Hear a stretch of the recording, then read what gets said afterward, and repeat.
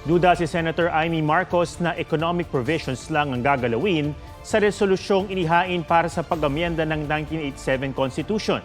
May plano naman ng ilang alkalde na kasuhan ng mga bumili at nagbenta umano ng pirma para sa People's Initiative. May report si Tina Panganiban Perez. Dismayado si Kabataan Party List Representative Raul Manuel na sumayaw na rin ang Senado sa tugtog ng Chacha. Mas nararamdaman natin ang desperasyon para baguhin na talaga ang Constitution kasi all routes possible are being explored. And we were still hoping na ang Senado ay magsistick, diba, doon sa hindi pag-prioritize sa charter change. Pero dahil na rin sa naging pronouncements, tingin natin ay bumigay ang Senado. Kahapon naghain si Senate President Mig Zubiri ng resolution of both houses number 6 na layong amyendahan ng economic provisions ng 1987 Constitution. Ang kapatid ng Pangulo na si Senator Amy Marcos nangangambang hindi lang economic provisions ang babaguhin. Maraming nagbabanggit na sa hunot dulo nito, magpa-parliamentary na tayo. Sino bang gusto mag-prime minister? Yung hindi mananalo bilang Pangulo.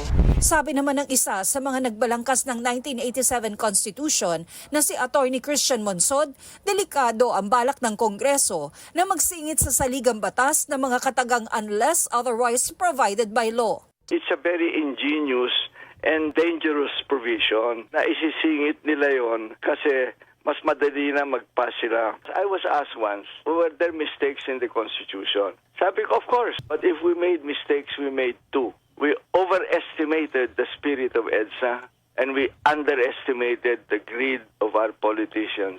Sa kabila ng utos ng Pangulo na pangunahan na ng Senado ang pag-review sa konstitusyon, tuloy ang signature campaign ng isang grupo. Ang grupo ni na Attorney Alfredo Garbin, nakakalap na raw ng pirma ng 3% ng mga botante sa kada distrito sa Albay, Sorsogon at Catanduanes. Balak naman daw ng mga alkalde sa distrito ni Albay 1st District Representative Edsel Lagman na sampahan ng reklamong vote buying at vote selling ang mga bumili at nagbenta ng pirma para baguhin ang konstitusyon. Magpapile ng complaint yung mga alkalde na binigyan ng pera at sinabi na kailangan na magpapirma sila ng People's Initiative. That's part of democratic process. Anybody can file and oppose the movement. And at the same time, kami naman ay hayaan kung meron ng sufficient na pirma, sufficienting pirma, then we will file the same to the Commission on Election for its verification. Paglalahad naman ni Senator Marcos, maging mga contractor ng DPWH sa Ilocos Region at Calabarzon, nangangalap na rin ng pirma para sa Chacha. Akala ko nga PI is dead on arrival. Bakit nga may mga DPWH na contractor na biglang nagpapapirma? Tago muna yung mga congressman saka city mayor. Kami na muna magpapapirma para hindi masyadong bistado. Sa isang mensahe sa GMA News Online, sinabi ng DPWH Media Relations Section Head na si Josine Estuye na wala silang kontrol sa mga aktibidad ng mga kontraktor maliban sa kanilang kontrata sa kagawaran.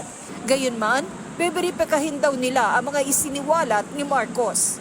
Itinanggi naman ng isang kongresista na si Speaker Romualdez ang pasimuno ng People's Initiative. It wasn't the Speaker actually who initiated this. Tina Panganiban Perez, nagbabalita para sa GMA Integrated News. Mga kapuso, alamin ang State of the Nation. Mag-subscribe sa GMA Integrated News sa YouTube. Sa ating mga kapuso abroad, samahan nyo kami sa GMA Pinoy TV at sa www.gmanews.tv.